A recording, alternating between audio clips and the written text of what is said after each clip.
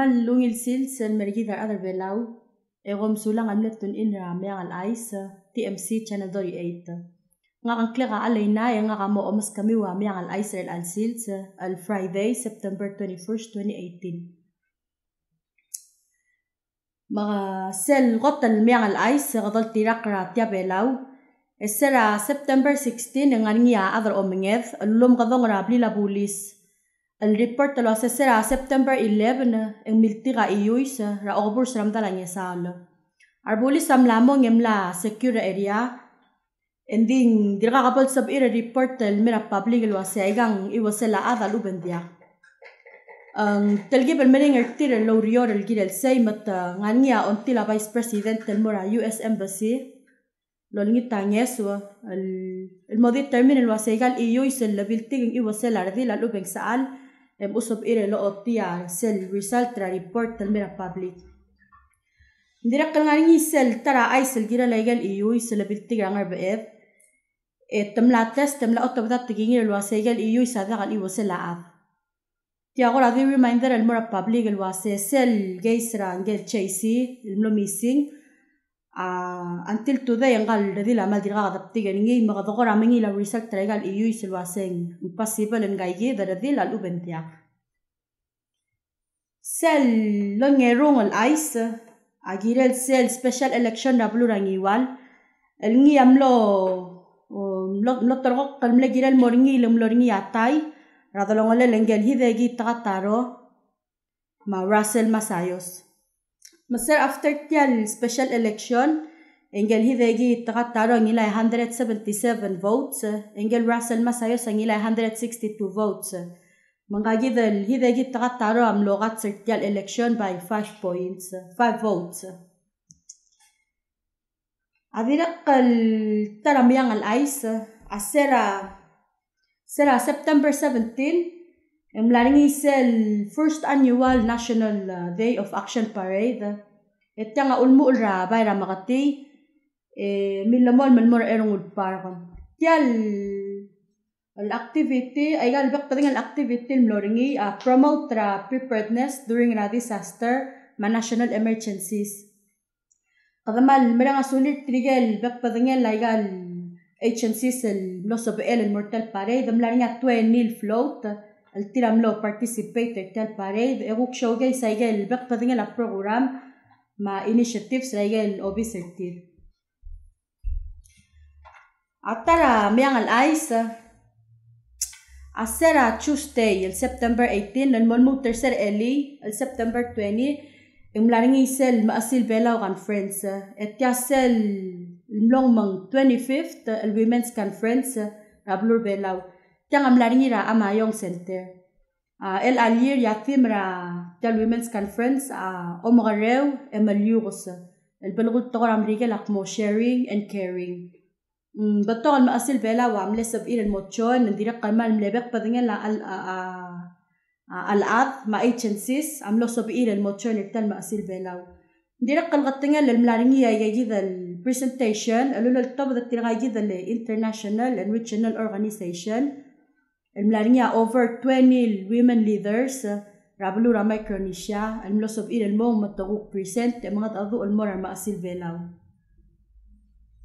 kadamal ngal tangate mal merang asulir maas al tirablo oil el marut tagi the women's conference rabek kalrak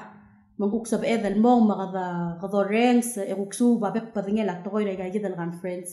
merang asulir tiragay dal bek padingela al adam tiragay dal dil ragay bek padingela blura Micronesia direk kalsab ilmay the share experience tir el merigid our other belang Aigel gukti baby la news el lega gira la igel gora BS el bli la blongur el mla open la blur oriol selgot el BS el restaurant Korean restaurant tianga King Palace el mla open el sel kaptot el bla el ngaram dalai tianga mla open na last week magimal el invite ramin mo guk chakamen yurtir mabek padinga la galir direct ngayawan ra BS el restaurant del mla open ramyuns tianga Franco's restaurant tianga owner ringia governor orior mabil tiang aigal tabla bla blongura mal family friendly mang malsab amin ngoy Twitter ba ami marangal giwe gukmo mogom enjoy a dinner ang lunch ay gidal tabalol bees sa restaurant adira kaltara meang al ice tiang ako ramlo talgibal nga niya arot arabulul girel mar adraida ya ako ramlo bigiklil girel lang mal ko ramleklo wa o kodong murabla bulis sera Wednesday el September 19 ser ongya de lurior Umlanya ogadong almorabla bulis rangara 9 o'clock almobdulaten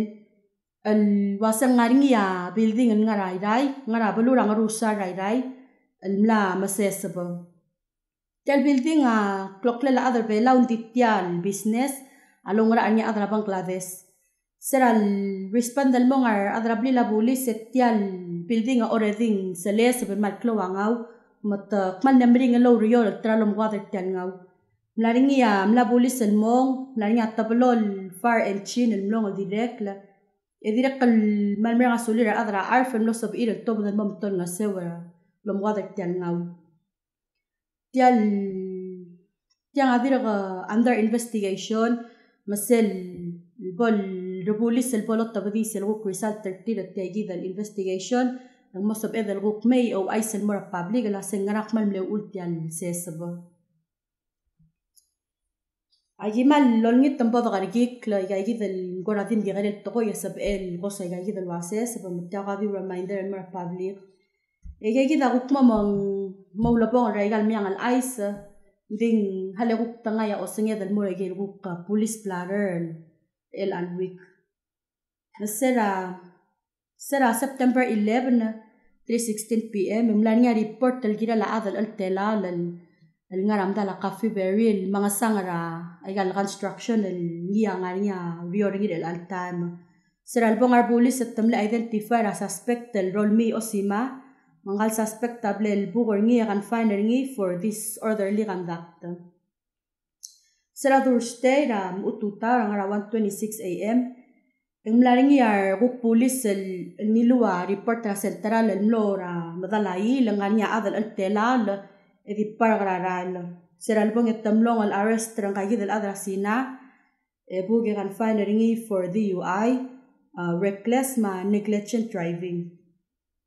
tira kalo sisil sra o sisil time rangar sige dalo sisil 2:12 AM imlaring ya hit and run ramdala bayside bar seral bong ar police ya adam la amis matal gay sa madir under investigation Seguido los sisu el September 13 Atalian Sils 1:44 PM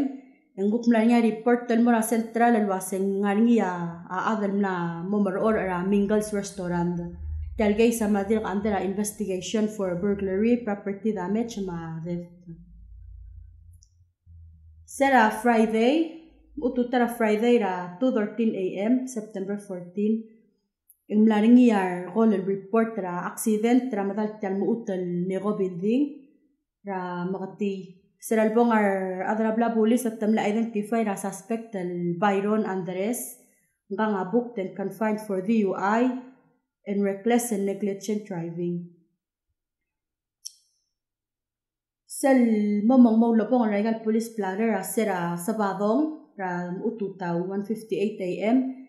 Imlaring yar police el mla report el mora central el mla arrest ra Kabidor Metes 21 narigil ngal lobantir for el minors el ngartial erongul main road el bitaram utal nego building tiragang amle confined and cited for minor consumption of alcohol curfew engel Kabidor Metes able provide alcohol el mora minors tidirek kable fanery Aigel momang maulapong al regal police platter. Etiya ko radi reminder laseng maralmeya Independence Day gidar other belaw. Ngida dal mal los pertegi de mal mo extra careful regal maralmel telal days. Magsabae dal enjoy both dal Independence Day gid man jaka gidar ka maklul magarior alubar ata mataman. Dimlay gidar el al Sunday gopmal masulang. Letun in ra mayang al ice. Mongira next waisel tigingel engel news anchor olgaril ay samaral mansulang